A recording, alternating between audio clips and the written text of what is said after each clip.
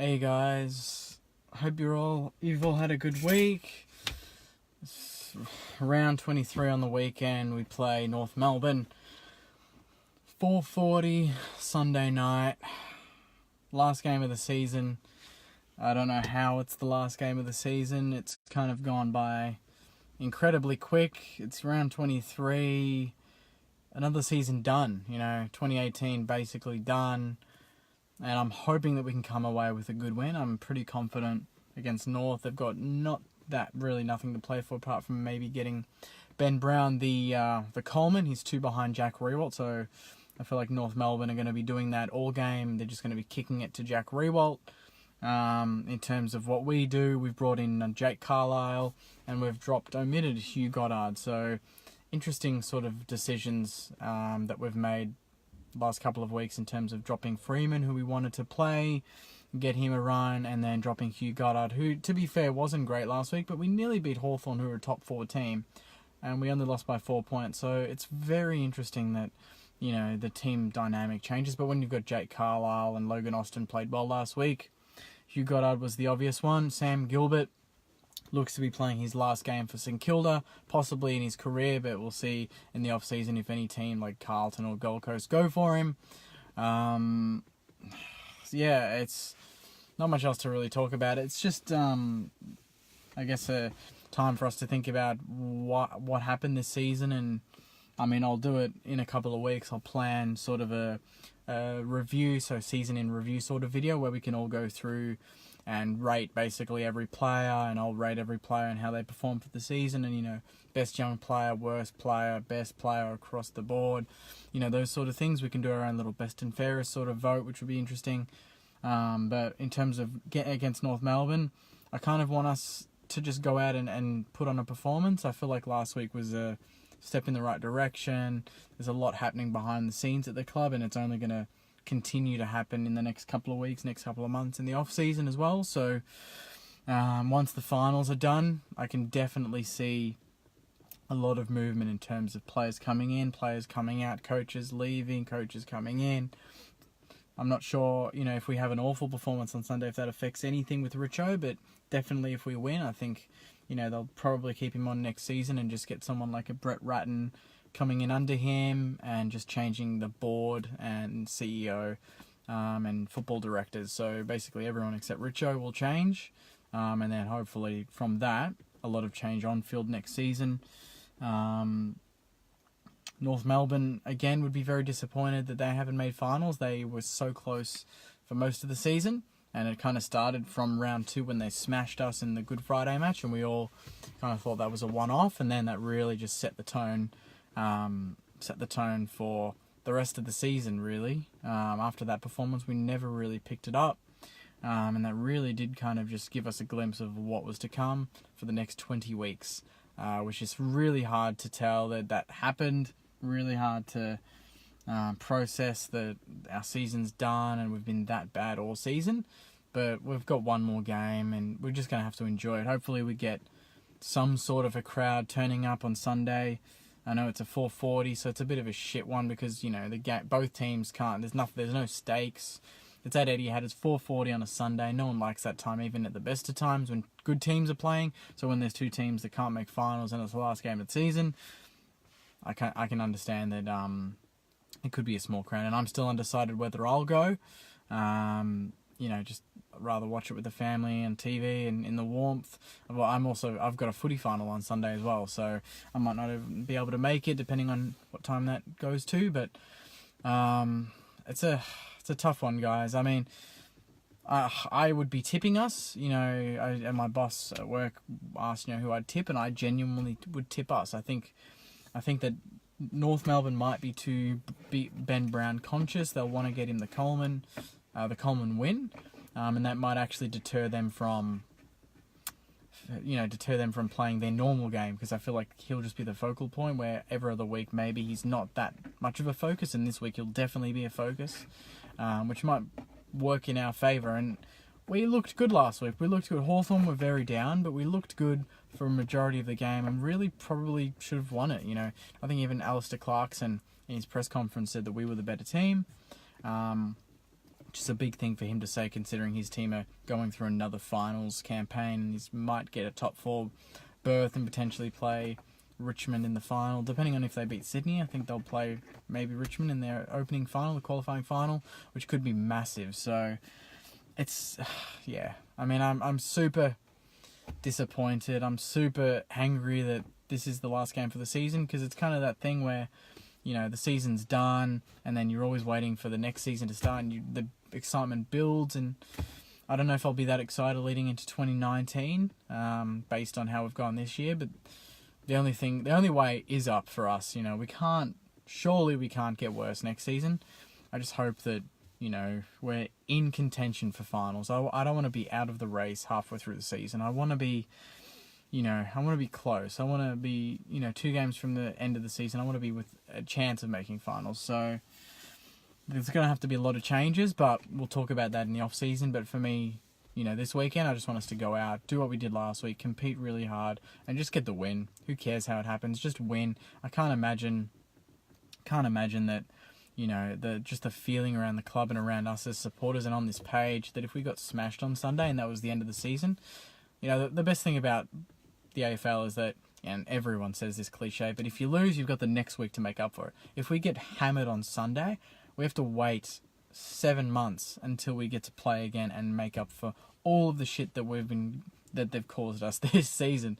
So there is probably a bit on the line. So we'll have to wait and see. But, you know, surely the players want to end the season on a good note. They don't just want to take it easy and then go to Bali and have a 4-week holiday and all that crap with all the money that the members have given them from spending on tickets and memberships and that sort of stuff. But we'll wait and see. I'll go through some of these comments before I end it. It's going to be a quick one.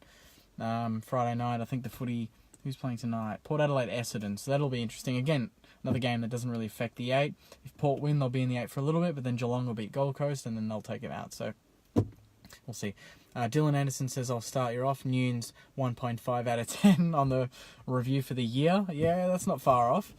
I don't know if I'll do out of 10 or I'll do A, B, C, D, you know, E and F, like fail for the season, but we'll see.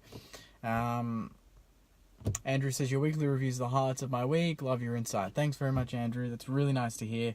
You know, it's amazing that, you know, the season's done for the AFL, but it also means it's kind of done for me in terms of doing these reviews with you guys, which I've really enjoyed all season, even though, you know, the majority of the time we're talking about a loss and talking about the disappointments of a game.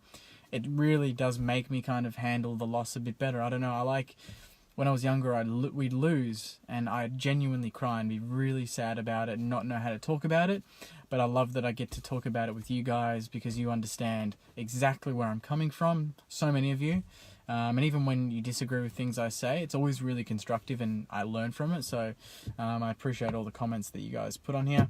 Brandon says, why are you in your car all the time? Brandon, I get this question every freaking week, mate.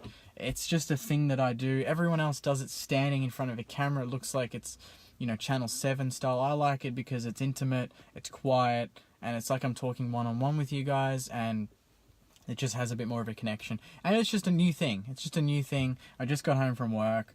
I could stand in my room, but I just like doing this. And also, when I'm at the game, I get into the car in the car park at Southern Cross, and the first thing I want to do is talk about you and how we went.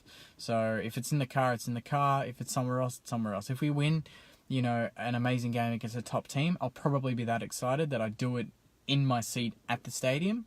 But if it's a loss, I'll go to my car and I can collect my thoughts and then talk to you guys. And it's quiet and I'm not getting distractions of anyone trying to jump into the camera or people walking past and giving me shit if they, you know, follow the opposition team. So that's why. Hopefully that's a good answer. Darren says that's well as last game too. I've also heard word that could be Jack Loney's last game and that the club's told him to look for another team. So we'll see if that's the case, because I feel like he's been one of our better players the last month. Kicked 4 last week. Marcus says until next season plays out, I cannot comment about success anymore. That's a fair call. Eddie says hello. Hey mate, how's it going? Thanks for your weekly comment of hello and nothing else. Matt says, farewell game for Gilbert. I presume Goddard will be a delisting if he can't be traded. I would say that those are both very realistic options. Gilbert to be, farewell for him. He may go to another club for a year and just be a senior head at a younger team like Gold Coast. But in terms of Goddard, looks like we've given up on him. And I've heard the same with Freeman, is that we may not offer another contract, which is heartbreaking. But if it means that we are in a better position this time next year and we're challenging, then fine. But if it's just we've got enough salary cap space, I don't see why we'd need to get rid of him. He's only had 2 good games, and it'd be really harsh on the guy. But if we're bringing in players that are ready-made and we don't have a spot for him, then it's just a tough call that we have to make. Let's see what we've got. Jim says, well, I've enjoyed your posts, mate. Thanks very much, Jim. That's really nice of you. And Sam has got a bit of a comment. Who do you think is the most realistic player that the Saints can pick up? Keep up the good work. Thanks, mate. That's a tough call, actually. I think Gaff might be off the table now, just with his suspension. I think Dylan Shield would be genuinely a strong shout, but I think Carlton might throw a pick 1 at him. I think Hanbury is a lock. I think Hanbury will be at St Kilda next season. It's just a matter of for what pick, whether we have to trade and get a high pick for him. I'd rather not, but we'll wait and see. But I think Hanbury would be one that we'd be looking at. Even Menzel seems like a weird feeling that we might go for him and get him. So it seems like we're in for literally every player on an AFL list. So we'll see what happens. It's going to be quite exciting too. And I'm kind of worried about the players that we might get rid of as well. Andrew says, I'm sure we'll hear from you in the trade period and draft time. For sure. Definitely, mate. I'll have to check the dates on that one, but for sure we'll maybe even, during the draft video, when it's actually happening live, we'll do a live stream and we can all react at the same time, see the picks that we get, and so on. But, that's for me to plan and for you guys to hopefully enjoy. Darren says you can do videos for the best and fairest in drafting period, for sure. Matt says, where's Akers? I'm pretty sure Akers is playing this weekend, isn't he? I didn't quickly check the thing, but I'm pretty sure he's playing. Eddie says, I love you big time. This guy's he's full of love, this guy. And Grant says, did you see Lloyd and Barrett talking about the Saints wash up? Yeah, I watched that last night actually, and that was pretty ruthless. I watched it this morning before work. It's really interesting and really honest, and I like it. I thought they were fair on our season, on the certain players that have played well, certain players that have let us down, and who we might need to trade. And I did agree that, when we've got the likes of Paddy McCartan, Josh Bruce, Tim Membry, Marshall, Battle, we've got a lot of forwards there.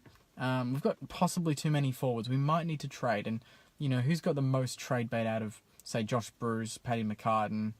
I would keep the others. So it's out of those two.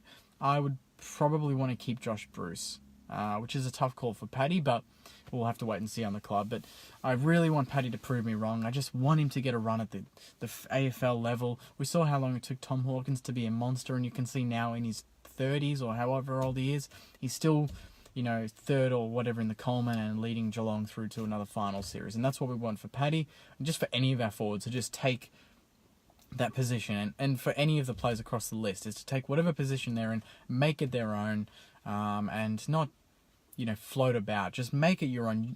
Billings say, I'm going to be that midfielder that St Kilda need. Carla, I'm going to be our best defender. We want players that take ownership and turn into leaders. And I think that's something that we need to look at in the off-season is, captaincy. Geary, I don't think he's captain material. He's not even first-team material, and I'm being ruthless there. He shouldn't be on our list. He shouldn't be our captain.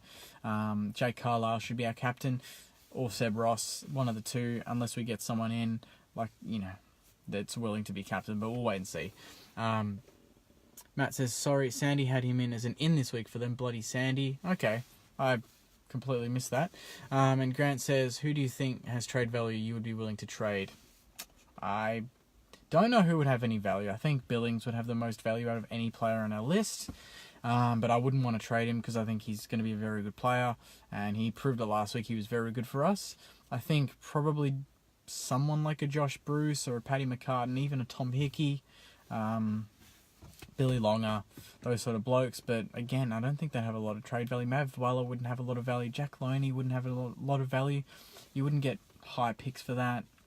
we'll have to wait and see. But there's not a lot of players there. I think I'd love to just try and retain as much of this list as we can and see how we go with new coaches, a new structure in place next season. Because I feel like a lot of these players are good.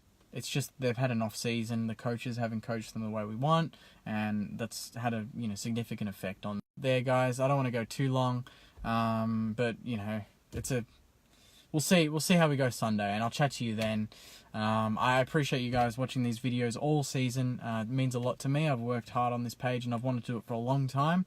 It's disappointing that I've started it in 2018 and I didn't do it in 09-10 when we won every single game. But hopefully next season's a better season, and we've only got Sunday to look forward to, but hopefully you'll get to the game. I'll try to get to the game. If not, I'll be watching it at home and screaming at the TV. So thanks very much, guys, and I'll see you Sunday night after the game. Catch ya.